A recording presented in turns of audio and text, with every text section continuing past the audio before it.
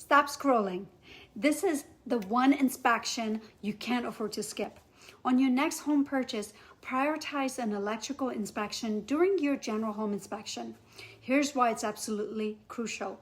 With homes being built in 1950s and 60s, many use knobs and tubes electrical system that should be rewired, and it may have an old electrical panels, which can lead to dangerous shocks or even deadly fires.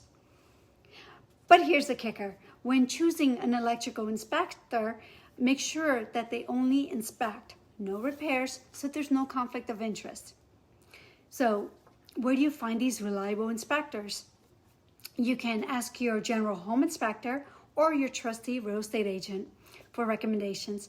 Remember, it's a small step that can prevent a big disaster.